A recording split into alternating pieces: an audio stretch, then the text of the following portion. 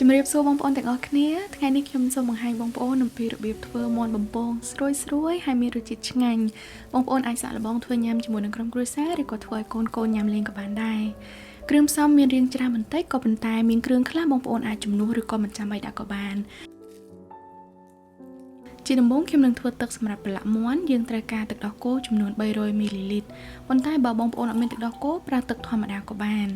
រួចហើយយើងត្រូវដាក់ក្រូចឆ្មាមួយចំណិតកូរវាចូលគ្នាឲ្យសព្វហើយទុកប្រហែលជា1ទៅ2នាទីឲ្យទឹកដោះគោរាងឡើងខាប់បន្តិច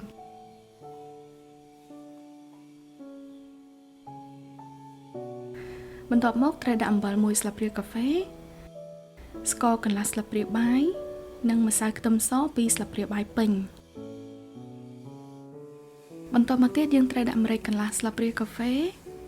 ហើយម្សៅម្ទេស1ស្លាបព្រាបាយនិងជី parsley ស្ងួត1ស្លាបព្រាបាយដែរ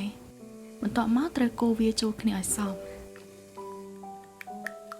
នេះគឺជាទឹកដែលខ្ញុំនឹងប្រើសម្រាប់ប្រឡាក់មាន់ហើយបើនិយាយពីសាច់មាន់វិញថ្ងៃនេះខ្ញុំប្រើសាច់មាន់សុទ្ធត្រង់ផ្នែកផ្លូវចំនួន1គីឡូ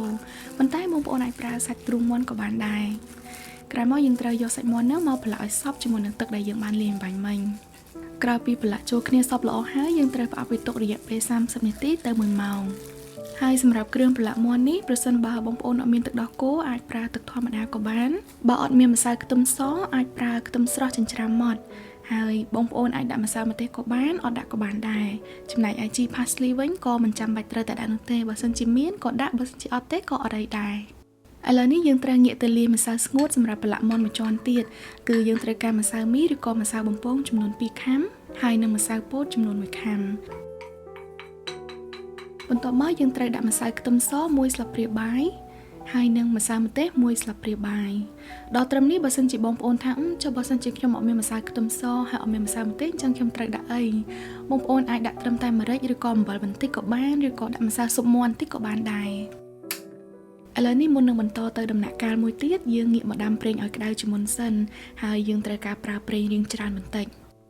អំឡុងពេលរងចាំឲ្យប្រេងរបស់យើងក្តៅល្អយើងងាកមកមើលសាច់មាន់របស់យើងវិញម្ដងយើងកូរវាចូលគ្នាម្សៅទៀតទៅដើម្បីឲ្យវាចូលគ្រឿងសព្វល្អបន្ទាប់មកយើងលើកសាច់មាន់ម្ដងយកទៅប្រឡាក់ជាមួយនឹងម្សៅស្ងួតដែលយើងបានលាយទុកអំបាញ់មិញហើយពេលដែលបងប្អូនប្រឡាក់ជាមួយនឹងម្សៅស្ងួតនេះជាចំណុចសំខាន់សូមបងប្អូនប្រឡាក់វាធ្វើម៉េចឲ្យសព្វក៏ប៉ុន្តែកុំឲ្យវាក្រាស់ខ្លាំងពេកហើយពេលដែលបងប្អូនប្រឡាក់មាន់ជាមួយនឹងម្សៅរួចហើយសូមរលាក់វាបន្តិចដើម្បីឲ្យម្សៅធ្លាក់ចុះបន្តិចធ្វើយ៉ាងណាដើម្បីកុំឲ្យម្សៅខាំជាប់សាច់មាន់ក្រាស់ពេកបន្ទាប់មកយើងត្រូវយកវាទៅបំពងភ្លាមហើយកុំទុកវាចោលឲ្យសោះព្រោះបើបងប្អូនទុកមាន់នឹងចោលម្សៅនឹងប្រែទៅជាសើមហើយពេលយើងយកវាទៅបំពងសាច់មាន់អត់ស្រួយល្អទេ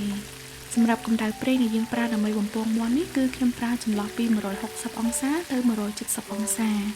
ហើយរយៈពេលបំពងគឺចន្លោះពី6ទៅ7នាទីបើបងប្អូនដាក់មាន់ចូលភ្លាមហើយប្រេងចាប់ផ្ដើមពុះខ្លាំងហើយក្រោយមកមាន់ប្រែជាខ្លោចភ្លាមនោះមានន័យថាកម្ដៅប្រេងគឺអត់ត្រឹមត្រូវនោះទេ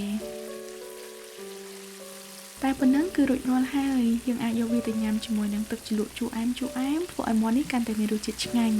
អរគុណច្រើនបងប្អូនទាំងអស់គ្នាដែលបានទស្សនាវីដេអូរបស់ខ្ញុំបើបងប្អូនមានសំណួរឬក៏យោបល់ផ្សេងសូមសរសេរខមមិននៅខាងក្រោមហើយសូមបងប្អូនជួយចុច like និង share វីដេអូរបស់ខ្ញុំផងអរគុណច្រើនសូមជួបគ្នានៅវីដេអូក្រោយទៀតជម្រាបលា